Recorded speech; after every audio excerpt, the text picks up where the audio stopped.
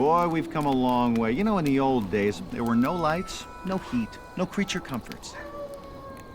Just creatures. Everyone comfy? No, sir. Not at all. Nowadays, you just plug everything into your car. You got lights, heat. We are out of pesto. I'll make a run. Hey, everybody comfy? No. Okie doke. 우리 시대 가장 진화한 전기차, 양방향 충전에 완전히 새로운 현대 아이오닉 5.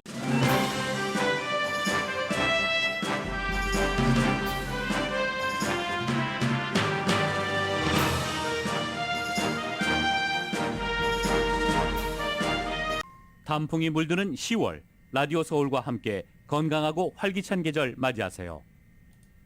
강혜신의 오늘의 미국.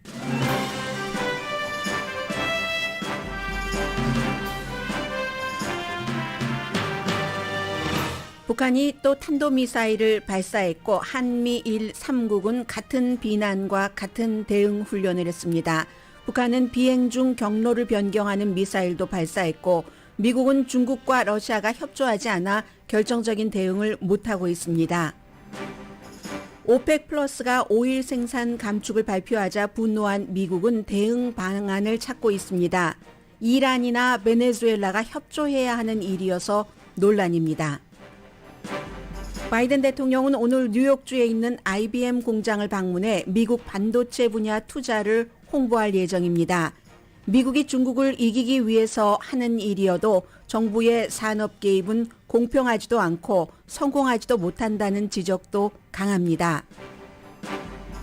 연방항소법원은 어릴 때 부모와 함께 미국에 온 젊은이의 체류를 보장하는 다카 프로그램을 갱신할 수는 있지만 새로운 신청은 받을 수 없게 판결했습니다.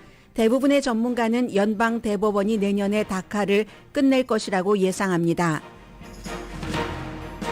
올해 노벨 문학상은 자신의 경험으로 실화인지 소설인지 경계가 모호한 작품을 써온 프랑스의 아니 에르노 작가가 받게 됐습니다. 프랑스에서 여성의 낙태가 불법일 때 낙태와 성경험에 대해 쓴 자전적 소설로도 유명합니다. 모든 낙태를 반대한다는 공약으로 공화당 지도부의 지지를 받고 있는 조지아주 상원 의원 후보 허셸 워커는 또 다른 어려움에 처했습니다. 그의 권유로 낙태를 했다는 여성이 그의 아이도 출산했다고 밝혔습니다. 한국에서 온 유학생이 범인으로 자수하고 체포된 퍼듀 대학생 살해 사건으로 어젯밤 약 500명의 대학생들이 학교에서 충격 속에 추도식을 치렀습니다. 우크라이나가 반격에 나서면서 러시아는 2개의 전선에서 퇴각하고 있습니다. 여러분 안녕하십니까? 오늘의 미국 강혜신입니다. 이번 주 들어서는 미국의 케이블 텔레비전을 보면은 거의 모든 케이블 텔레비전이 시간대별로 미국의 연방 상원 선거, 연방 하원 선거를 분석을 합니다. 오늘 아침에는 왜 CNN에서는 존 킹이라는 사람이 제일 먼저 선거 개표 방송을 할 때 우리 지금은 너무 쉽게 어디서나 아주 습관적으로 쓰고 있지만 터치 스크린으로 많은 그 당시에 현재의 개표 결과를 보여줬는데 역시 지금도 누가 이기는가 하는 것을 예상하는 그런 것을 하고 있습니다. 오늘 저는 이 부분은 나중에 시간이 되면은 전해드리겠고요. 맨 앞에는 2가지를 보도해드리겠습니다. 하나는 북한이 또 탄도미사일을 발사한 것, 그리고 이것이 미국의 굉장히 골치 아픈 일입니다. 특히 이제 바이든 대통령에게는 외교 문제에 있어서, 그리고 뿐만이 아니라 더 직접적으로 당장 처리해야지 될 이슈는 역시 가솔린 값이 올라가면 어떡하는가. 어제 오펙 플러스의 11월 달부터 하루에 200만 배럴씩 생산을 줄인다고 한 발표에 따라서 이 2가지를 전해드리겠습니다. 북한의 탄도미사일 2발 발사한 것에 대해서는 정말 많은 언론이 정말 많은 보도를 하고 있습니다만 별로 여러분들께 전해드릴 것도 없습니다. 처음에 5년 만에 일본 영공을 통과하는 탄도미사일을 발사를 했고 그에 대한 대책으로 한국과 미국이 합동군사훈련 같은 것을 하는 과정에서 4발의 이제 미사일을 발사했는데 한국 측에서 발사한 한 발이 동쪽으로 동해상으로 발사하려고 했는데 서쪽으로 해서 군기지에 뭐 골프장에 떨어졌다 이것이요. 그리고 나서 미국과 일본과 한국이 단합한다는 것을 보여주기 위해서 미국은 이제 레이건 항모를 다시 원 위치로 돌리려다가 동쪽으로 한국 쪽으로 다시 향하게 하니까 북한이 그 이후에 어제 한국 시간으로 뭐 새벽 6시 그리고 조금 지난 시간에 2발을 발사를 했는데 지금부터가 아니라 이제 이미 언제부터인가 그런 점이 없지 않았습니다만은 특히 일본이 먼저 5년 만에 처음으로 일본 영공을 통과하는 북한의 그 탄도미사일을 경험한 이후에는 한국보다 훨씬 빨리 이 내용을 보도를 했고 미국의 많은 매체도 뭐 뉴욕타임스를 포함을 해서 일본의 보도를 인용을 하면서 이 내용을 전합니다. 일본에서 주목하고 있는 것 가운데 하나가 2개의 이제 그 단거리 탄도미사일을 발사를 했는데 뭐 마일 이런 거 말씀드릴까요? 217마일을 날아서 최고도가 62마일. 그게 이제 첫 번째고 두 번째는 한 뭐 500마일 가까이 뭐 최고 뭐 아무튼 뭐 그 특별히 숫자는 필요 없으리라고 생각이 됩니다. 단거리니까는요. 그런데 일본에서 강조한 것이 두 번째 미사일이 불규칙한 그 비행 도중에 궤도를 바꾸는 것이다 하는 것을 강조를 했습니다. 처음 있었던 일은 아닙니다. 그러나 이제 북한이 자꾸만 어떻게 하든지 더 미국이 요격을 할 수 없도록 미사일을 개발을 하고 있기 때문에 그래서 이제 그 궤도를 비행 중에 바꾸면은 아무리 요격하려고 해도 바꿀 수가 없잖아요. 그것도 뭐 여러 개를 핵탄두를 싣거나 하면은 그 문제 요격하기가 더욱 어려워졌다는 것이 확인이 됐다. 기시다 후미오 일본 총리는 절대로 용납할 수 없다. 그리고 북한이 그럼 왜 또 뭐 이틀 만에 탄도미사일을 발사를 했는가? 이유는 우리가 전부 짐작할 만하고 북한에서 직접적으로 밝힌 이유도 있습니다. 북한에서 직접적으로 밝힌 것은 뭐 레이건 항공모함이 다시 한국 쪽으로 돌아가는 것과 어제 뭐 별 성과도 없었지만 유엔에서 미국이 주도를 해서 북한을 어떻게 벌줄 것인가 아무런 결과가 없습니다. 그러한 것 때문에 우리가 이렇게 한다, 도발로 본다 일종의 그런 얘기고요. 그리고 이제 또 하나는 미국의 뭐 중간 선거도 전혀 계산하지 않는다보다는 어느 정도는 계산을 한다가 더 그 많은 전문가들이 생각하고 있는 것 같습니다.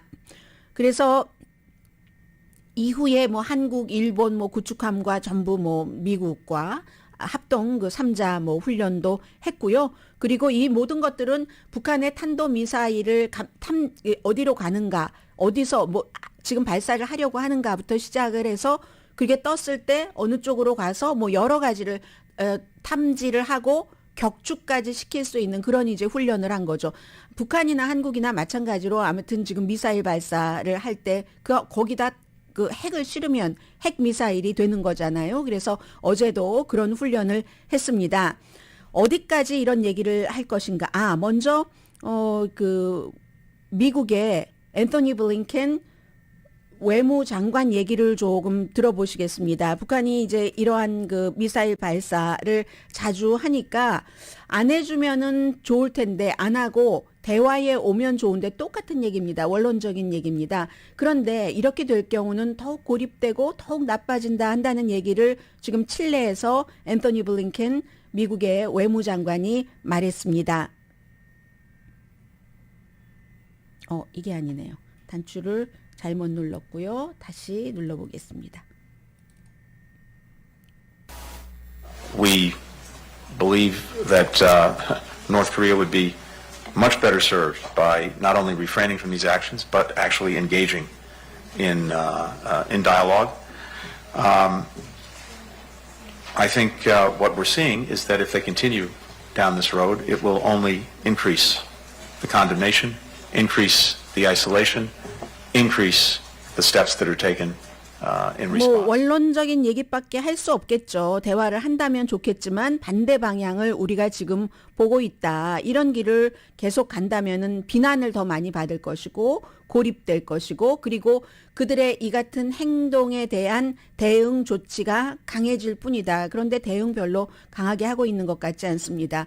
어제 그 유엔 그 대사도 딱 국가를 아직까지는 얘기하지 않았습니다.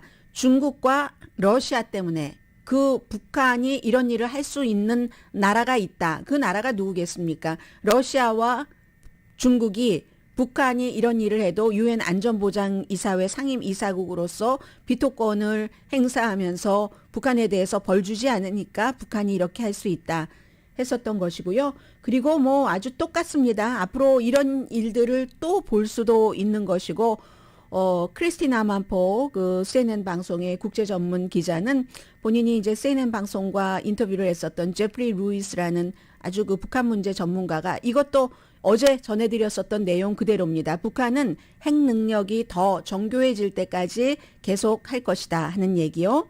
These ballistic missile tests and firings under Kim Jong-un's rule. I mean, it's like 24 already this year, 22 올해 벌써 24번째죠. over Japan. I mean, it's very provocative. 네, 굉장히 도발적이다라고 얘기를 하면서 이제 유엔 대사가 한 얘기도 Potentially 하고요. likely that this kind of testing, including nuclear testing, will go on while the North Korean regime tries to perfect its ability to have nuclear weapons that are deliverable. So that's a little bit of a worry. And in the United Nations Security Council, the U.S. ambassador has. 네, 좀 전에 제가 말씀드렸었던 미국 대사가 러시아나 중국 이름은 말하지 않고 그렇기 때문에 이렇게 하는 것이다. 그리고 뭐 북한은 계속 딜리버리라는 단어가 나왔죠. 이제 개발을 하고 충분히 더 강한 능력이 있을 때까지 한다. 물론 북한의 주장은 쓰려고 하는 게 아니다. 이길 밖에 없다. 억제력이다. 그래야 미국과 협상을 하고 상대를 해주지 않겠느냐 하는 것이고 미국은 지금까지 이제 여기서 돌파구를 찾지 못하고 있는 거죠. 국내적으로는 이제 이게 북한 국제적인 이슈에서 가장 핫하다고 하면은 국내적인 이슈에는 오늘 아침에 그 바이든 대통령이 어제부터 무척 화났습니다. 뭐 실망했다는 단어도 썼고요. 오펙 사우디아라비아가 주도를 하는 뭐 석유 수출국, 산유국들 그리고 뭐 러시아가 속해 있는 11개의 오펙 플러스 국가들이 11월 달부터 오일 생산을 줄이면 11월 달이면은 초에 바로 선거가 있는데 바이든 대통령이 여러 가지로 화날 수밖에 없죠.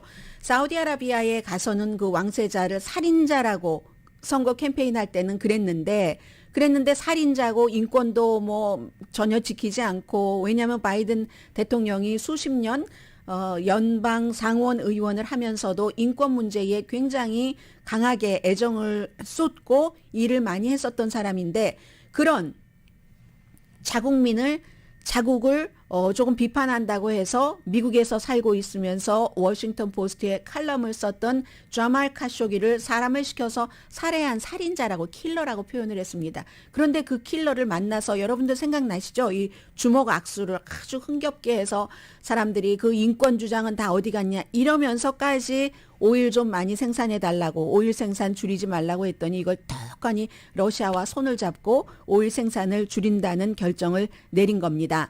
그리고 이제 일부 민주당은 민주당 중간 선거에서 지게 하려고 바이든 대통령에게 쌓였던 그 감정 때문에 그런다. 백악관에서는 꼭 그렇게 보지는 않습니다.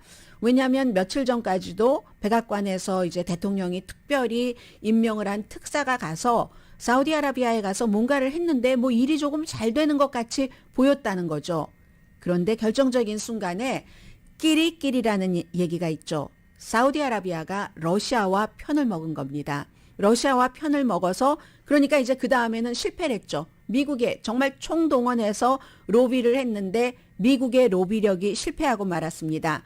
그럼 뭐 어떻게 해야지 되겠어요? 지금 뭐 잭 설리번 국가안보보좌관이라든가 경제자문 등이 그야말로 의회에서 법을 만들어야지 된다. 이거 공화당이 해줄지 모르겠어요. 왜냐하면 공화당은 이렇게 해서 인기가 없어져서 중간 선거에서 민주당이 크게 지기를 원하니까. 그런데 잭 설리번이나 그 브라이언 디스 경제자문은 백악관이 탁 주도를 해서 모든 가격 담합이다 말하자면 그 오펙 플러스가 그렇게 해서 결국은 목적은 가격을 올리려고 하는 거잖아요. 오일로서 세계를 컨트롤하면서 돈을 벌려고 하는 그런 것. 거기에 이제 지정학적인 정치학적인 여러 가지가 들어가 있고 하는 거고 정치인들끼리의 뭐 사감도 들어가 있을 테고요. 이건 석유 생산 카르텔을 만드는 거다. 여기에 벌을 줘야지 된다. 초당적인 법안을 만들어야지 된다라고 얘기했는데 뭐 그럴 일 별로 없을 것 같고요. 그 관계를 이로써 사우디아라비아와 재평가를 해야지 된다. 어떤 민주당의 의원은 직접 전화를 걸어라. 다시 이 그 MBS에게 모하메드 빈 살만에게 전화를 걸어서 닷새 시한을 주겠다. 뭐 눈에는 누 이렇게 대하라는 거예요. 닷새 시한을 줄 테니까 사우디아라비아 니네 힘 좋으니까 닷새 안에 이 결정을 번복해. 아니면 네가 타고 다니는 그 전용기의 부품을 미국에서 안 주도록 의회에서 통과시켜 버리겠어. 이거 공화당이 안 해줄 것 같다니까는요. 그렇게 해야지 된다. 뭐 인권 잔악 행위를 저지르는 삼류 국가에 대해서 미국과 세계, 미국이 꼭 미국만 얘기하진 않습니다. 왜냐하면 미국이 고통을 받으면 오일이 하나도 나지 않고 뭐 달러로 다 결제해야지 되는데 달러도 강해지고 하는 가난한 나라, 중간 정도 경제력이 있는 나라는 더 힘들어지니까요. 그러니까 인권 잔악 행위를 저지르는 삼류 국가에 의해서 괴롭힘을 당해서는 안 되지 이런 얘기를 하는데 이건 다 소용없는 얘기고요. 지금부터 이제 할 수 있는 일, 소비자가 얼만큼 더 오일값이 인상될까는 알 수가 없습니다. 지금으로서.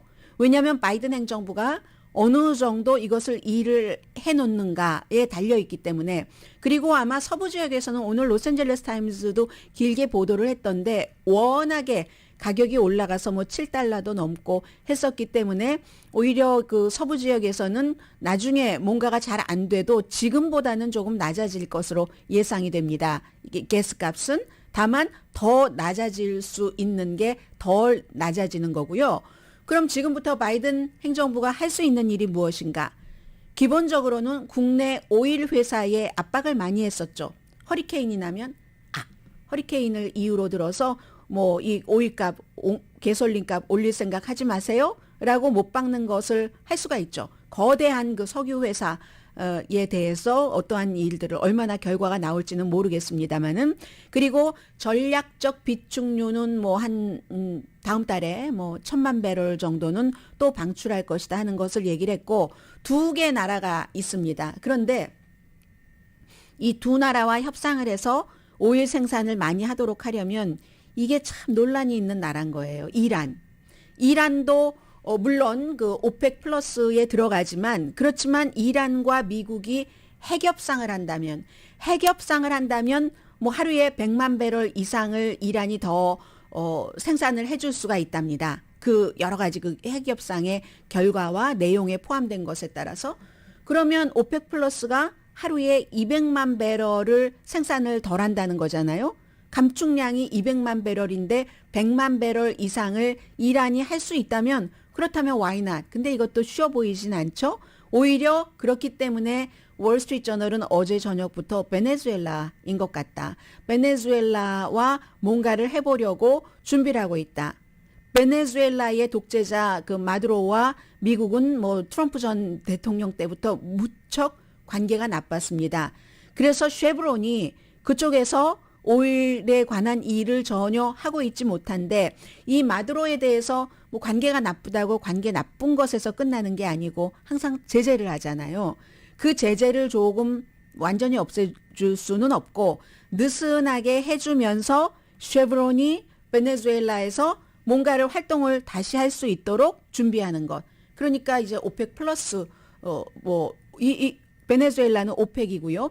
오펙 이 국가 거기에서 합의를 해서 비엔나에서 결정은 했지만 이건 또 1대1의 양자 협의로 베네수엘라가 볼 때 미국에서 우리가 뭐 경제 제재 풀어지는 것이 마두로 정권에서 볼 때 더 이득이야? 아니면 뭐 오펙 플러스의 결정을 따르는 것이 이득이야? 계산을 하겠죠. 지금으로서는 이 베네수엘라 카드가 가장 괜찮다. 그런데 이 모든 것들이 결국은 공화당의 협조가 조금 있어야지 되는데 그다지 쉽지가 않은 겁니다. 벌써 당장 공화당은 모든 탓을 바이든에게 돌립니다.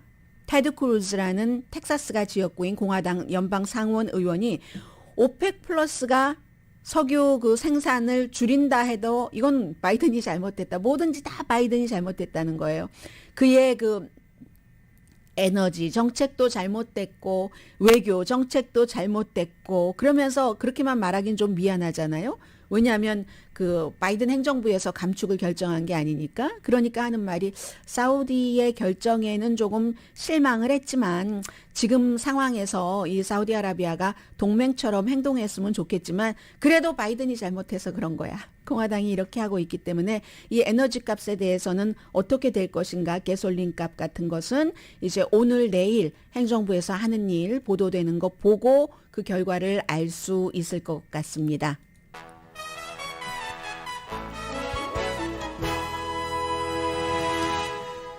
오늘의 미국은 존경받는 기업 17년 연속 1위, 소비자 신뢰도 1위인 유한양행 뉴오리진 미주 총판 피부과학 셀리온, 이민법 가정법 전문 제인정 종합법률 사무소, 프리미엄 고기 쌈밥 전문 레스토랑 쌈, 재래식으로 직접 만든 검정콩 생순두부, 수라원 순두부, 한국 홈쇼핑 공동펀입니다. 잠시 뒤에는 뭐 노벨 문학상도 조금 전해드리겠고, 글쎄요, 노벨 문학상 작가 작품 가운데서 여러분들께서 혹시 읽어보신 게 뭐 있으실지는 모르겠습니다만은 82세에 노벨상 수상을 한 사람이라면 사연이 많지 않겠어요? 그리고 뭐 그것과 영 다르지 않은 미국 뉴스 연결되는 것도 있네요. 잠시 뒤에 전해드립니다.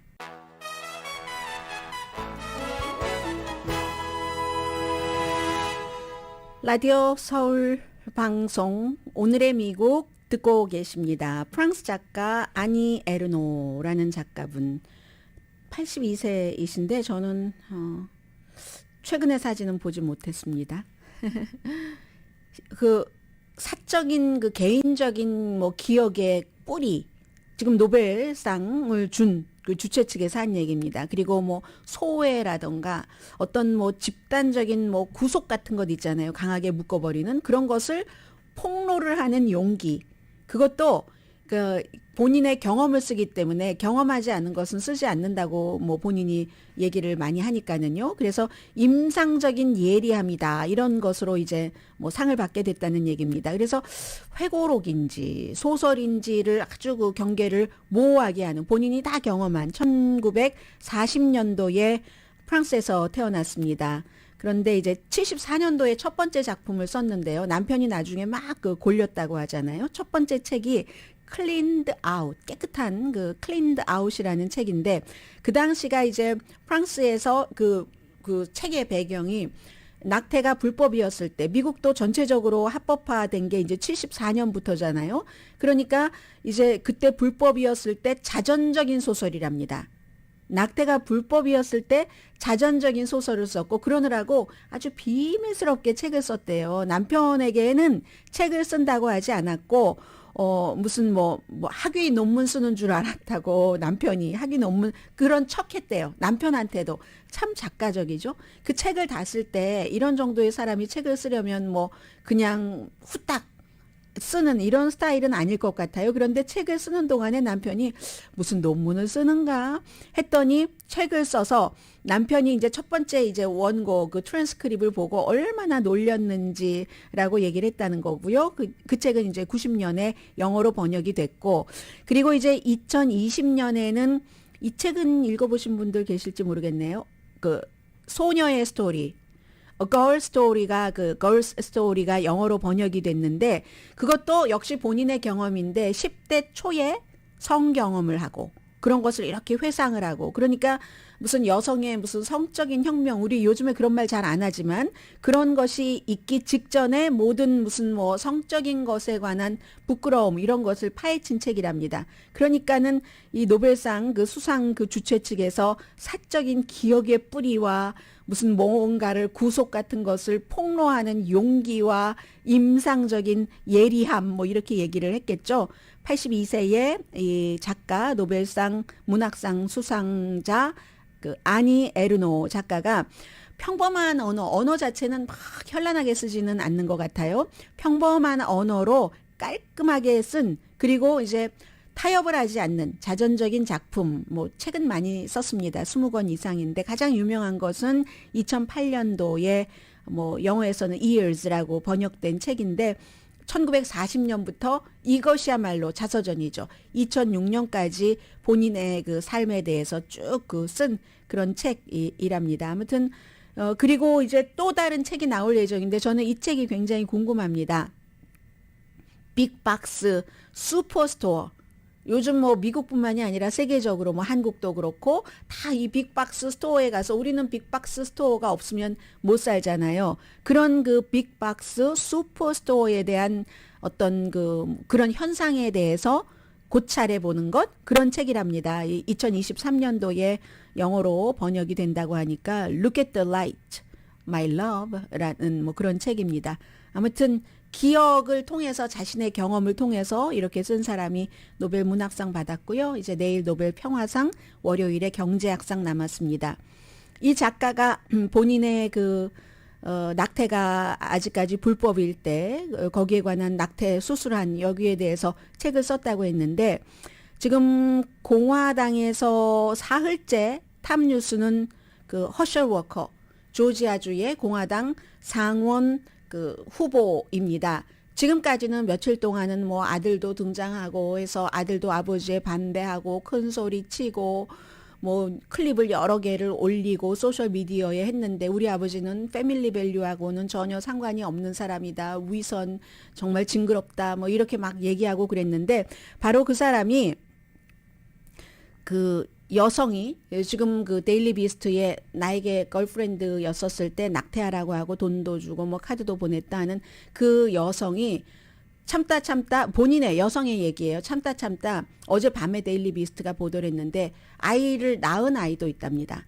왜냐하면 그 여성이 낙태를 하라고 해서 했다. 뭐 여러 가지 체크도 보여주고 뭐 데일리 비스트에 이렇게 했는데 그런데도 계속 이 허셜 워커가 나와서 거짓말장이다. 그런 일이 없다. 조작이다. 언론의 조작이다. 민주당의 조작이다. 하니까 그 뒤에 한번 낙태를 했고 낙태한 뒤에도 또 만났는데 또 임신을 했을 때 그때는 내가 낳아야지 되겠다고 생각을 했고 낳았고 그리고 이 허셜 워커는 전혀 아버지로서 책임을 지지 않았다. 지금 여기까지 나왔기 때문에요. 글쎄요. 공화당의 아주 유명한 사람들이 전부 이 사람을 지지를 하고 있는데 그런데 뭐 그가 부정하는 것을 믿는다고 하는 사람들도 너무 많고 또 다른 사람들은 아니 그가 설령 그런 일을 저질렀다 하더라도 조지아주라는 그 중요한 곳을 상원의원 자리를 포기하기는 그건 포기할 수가 없지 이렇게 얘기를 하고 있기 때문에 또 총기협회의 전 대변인이었던 사람이 뭐 보수 평론가로서 많이 활동을 하고 있는 사람입니다. 이 다나 워커가 뭐라고 얘기를 하냐면 아니 뭐 낙태를 다른 여성에게 낙태를 시킨다고 뭐 돈을 지불했건 지불하지 않았건 그게 뭐가 중요해?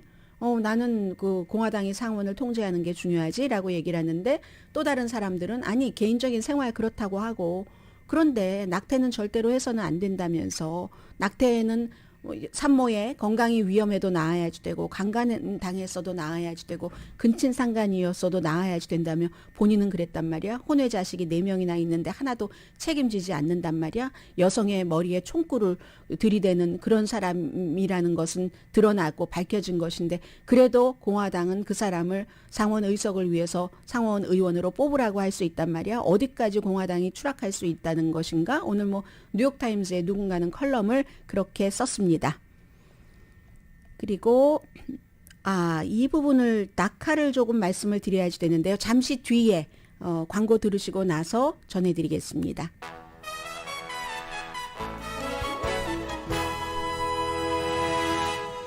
라디오 서울 방송 오늘의 미국 듣고 계십니다. 네, 오늘 바이든 대통령이 지금 바이든 대통령이 간 곳인가요? IBM인가요? 아닌가요? IBM 아니군요. 지금 이미 이제 케빈 맥카티가 펜실베니아에 가서 이제는 선거에 피치를 올리는 그런 시기입니다.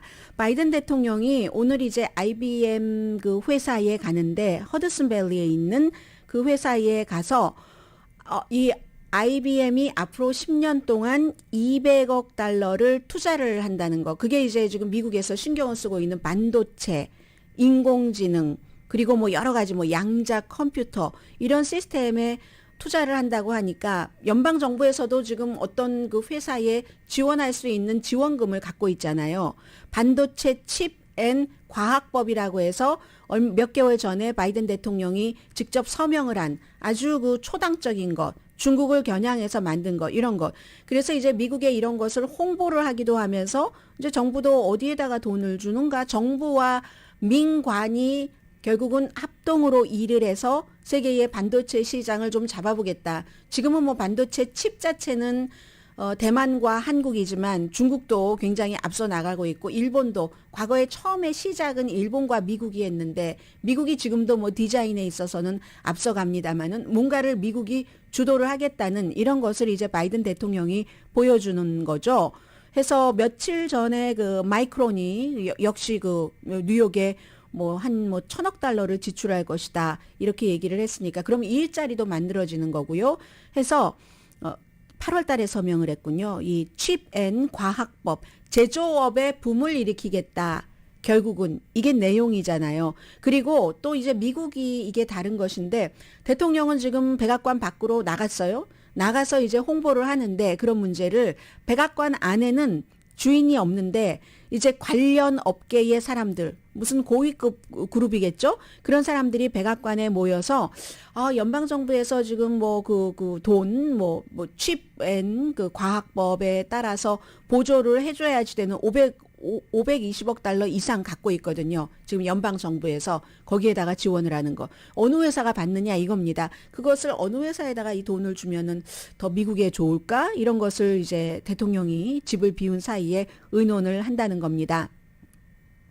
그래서 이제 반도체는 뭐 당연히 뭐 자동차에서부터 지금 비싼 이유들 다 그런 이유잖아요. 아니면 대통령의 말을 빌자면 우크라이나에 미국이 무기를 지원할 때 그때도 반도체가 필요합니다. 그리고 미국 사람들은 우크라이나에 지금 무기 지원하기를 원하고 있습니다. 뭐 60% 이상이. 그리고 무기뿐만이 아니라 여러 가지를 다 우크라이나를 러시아와 싸울 때 지원을 해야지 된다라고 생각하는 사람이 뭐 70%가 넘고 그렇죠?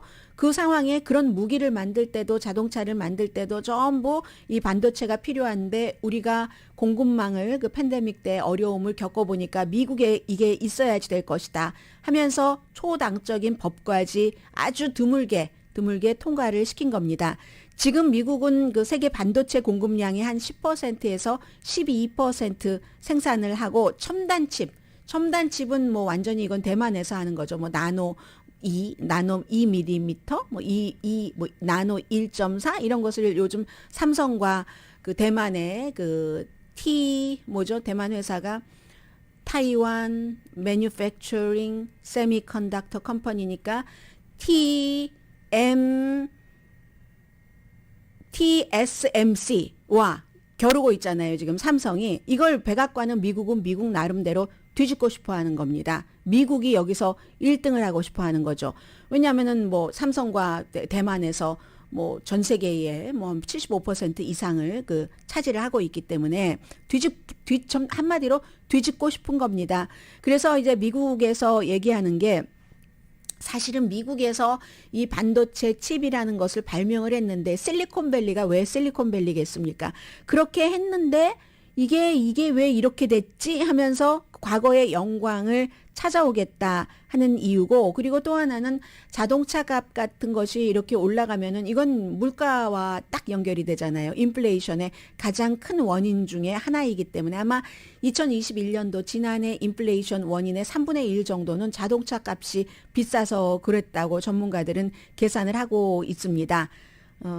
이런 문제. 그리고는 이제 중국도 여기에 또 신경을 쓰고 있으니까 뭐 경제적으로, 기술적으로, 군사적으로 이 문제를 해결하기 위해서 미국이 반도체 제조에 대해서 완전히 이거는 이 중국이 오르기 전에 우리가 잡아야지 된다. 이런 생각을 하니까 공화당도 민주당도 초당적으로 통과를 시켜주는 건데요. 여기에 대해서 꼭 찬성하지 않습니다. 기본적으로는 미국이 예전에는 그렇지 않았는데 완전히 국가가 보호무역을 하네 하면서 미국보다 경제력이 약한 국가들이 굉장히 불만하고 비난을 얘기를 합니다. 그런데 미국 밖에서만 그러는 게 아니라 미국 안에서도 그 같은 불만을 얘기하는 사람들이 있습니다. 예를 들어서 무슨 좀 자유적인 성향의 카토 연구소의 경제학자인 스캇 린시컴 박사는 정부가 이거는 승자와 패자를 선택을 하는 아주 나쁜 방법이다. 그러니까 오늘 뭐 마이크로소프트에 가서 여기 뭐 이렇게 많이 투자하는데 정부도 조금 해주면 조금 더 하려나 뭐 이렇게 투자를 해준다던가 그런 것들이 어떻게 정부가 승자와 패자를 돈을 주면 승자가 될 확률이 높잖아요. 그래서 나쁘다. 그리고 또 로비스트들, 기업의 로비스트들이 얼마나 막강합니까? 그 사람들이 결국은 정부 돈을 다 지금도 있죠. 그런 것들이 있는데 이젠 더 드러내놓고 더 끌어가네? 그럼 돈 있는 사람들이 돈을 버는 거네? 아무리 정부가 좋은 의도를 갖고 있다 하더라도 산업정책에 있어서 실제로는 잘못된 그런 지원을 할 수가 있다. 그걸 말에 비유를 했는데 잘못된 말에 그 투자를 하면은 말이 막 정말 천방지축으로 뛰잖아요. 그리고 그렇게 해서 반도체 제조업체를 미국으로 돌아오게 한다는 보장도 없다고 얘기를 합니다. 각 나라마다 삼성도 얼마나 많이 투자하고요. 그제 그 월스트리트저널이 보도를 했던데요.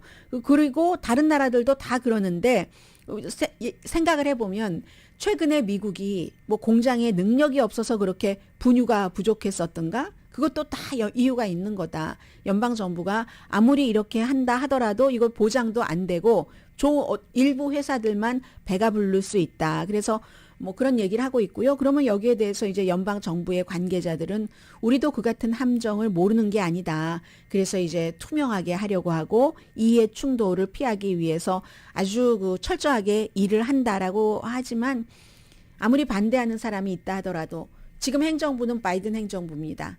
바이든 행정부가 어느 정도 이제 그 업계에 있어서의 보호 정책을 하려고 결정을 하고 그것도 공화당 민주당이 초당적으로 그렇게 하라고 법으로 통과를 시켰다면 미국은 이제 이렇게 나가는 거죠. 지금 그래서 오늘 뉴욕에 가고요. 그리고 뉴욕에 가면은 꼭 그 일만 하려고 가겠습니까? 대통령이 비행기 타고 그건 아니죠. 선거철이기 때문에 좀 전에 케빈 맥카티 공화당의 하원 원내대표, 캘리포니아가 지역구인 원내대표가 어느 후보를 가서 지지하듯이 뭐 지금 현직 의원을 지금 바이든 대통령도 페이트리크 몰로니하고 팻 라이언 후보 지지하는 그 이벤트에도 참석을 합니다. 다카요. 다카는 한마디로 어제 연방항소법원에서 이것을 이제 다시 아래 법원으로 돌려보냈는데 다카라는 것이 어렸을 때 부모 따라서 미국에 와서 여기가 내 조국인 줄 알고 살고 했는데 어느 날 갑자기 나가라고 할 수 없고 연방의회에서 포괄적인 이민법이 통과되지 않으니까 그 당시에 오바마 대통령이 대통령의 행정명령으로 이렇게 해서 지금 뭐 트럼프 전 대통령이 없애보려고도 했고 또 한때는 또 그 다카 그 가장 중요하게 생각해야 돼 하기도 했고 나중에 또 그 말을 저버리기도 했고 2012년부터 지금까지 끌어온 겁니다. 10년이 됐어요. 그런데 이게 행정부가 대통령이 바뀔 때마다 자꾸만 바뀌니 그 사람들은 얼마나 불안하겠어요.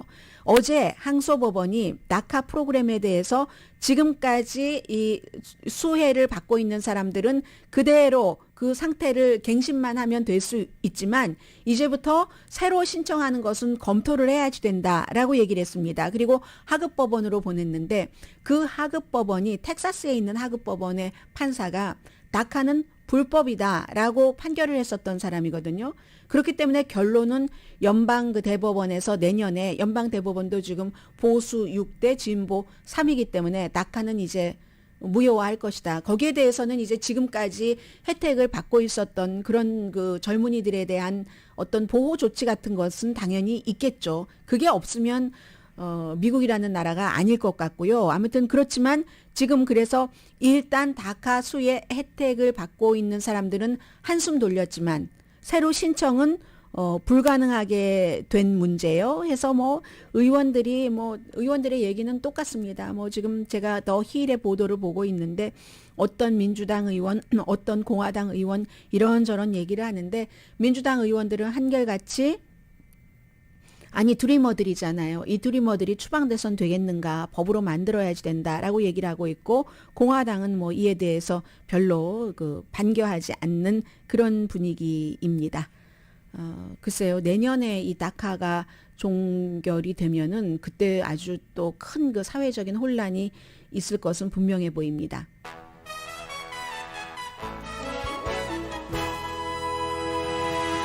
라디오 서울 방송 오늘의 미국 듣고 계십니다. 이 퍼듀 대학교의 그 살해 사건은 제가 좀 레이티스트를 조사를 해보려고 하는데 학교의 분위기 정도만 나옵니다. 이 과학 전공을 하던 마듐 마니 쉐체다 20살 한 열 하루 있었으면 21살이었다고 하는데 이 학생 데이터 과학을 전공하고요. 이 학생을 한국에서 온 사이버 안보를 전공을 하던 지민 샤, 라스트 네임을 SHA로 써요. 지민 샤. 학생이 룸메이트가 흉기로 찌르고 자살하고 체포되고 그랬던 사건이기 때문에 펄듀라는 곳이 인구가 한 6만 명밖에 안 되고 해서 사람들 너무 놀라고 학생들이 어제 500명이 넘는 학생들이 학교 신문 보니까 막 그 촛불 그 추도식 같은 곳에 나오고 했는데 별다른 지금 뭐 어떠한 그 동기라든가 이런 것은 지금 얘기가 되고 있지 않아서 이것은 조금 지켜봐야 될 것 같고요. 그리고 지금 러시아 문제는 우크라이나가 반격을 굉장히 잘하고 있습니다. 그래서 러시아가 점점 그 퇴각을 하고 우크라이나가 땅을 더 많이 찾아가고 있어서 그야말로 러시아 전선을 돌파하고 있는 그런 정도로 우크라이나가 놀라운 속도로 영토를 탈환하고 있다는 거거든요. 그런데 이제 겨울이 오면은 싸우기도 힘들어지고 그 사이에 러시아에서 우크라이나에 징집되지 않으려고 다른 나라로 도망치는 젊은이들도 많지만 몇만 명 정도는 또 예비군으로 지금 확보를 하고 있기 때문에 그런 징집된 병사들이 도착하기 전에 더 많이 땅을 그 확보해 놔야지 되는 그런 일들이 있는데 헤르손이라는 지역이요. 그러니까 돈바스 러시아에서 가장 국경에 가까운 곳에서 쭉 남쪽으로 내려와서 크림반도의 바로 위쪽에 있는 그 헤르손에서 한 10군데 마을을 지금 며칠 사이에 탈환을 했다는 얘기거든요. 그래서 이 정도면은 뭐 미국이 지금 무기를 많이 주고 있기 때문에 굉장히 괜찮기는 한데 계속 주시하는 것은 푸틴이 자신이 패배한다고 생각할 때 어떻게 할 것인가 그걸 아무도 지금 모르는 거예요. 지금 미국의 신문들을 보면 이 신문 저 신문에서 푸틴이 핵을 쓰는가 마는가에 대한 예측이 나오지만 누가 알겠습니까 그걸?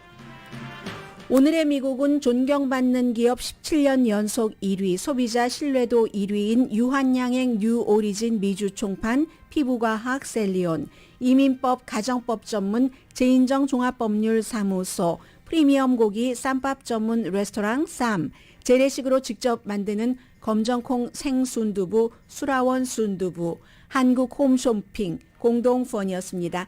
10시에 좋은 아침 좋은 하루 방송됩니다. 그럼에도 불구하고 어느 나라에서 사느냐 하는 것은 그 결정적인 순간에 나의 운명을 좌우할 수 있는 그런 그 기회가 되기도 하죠.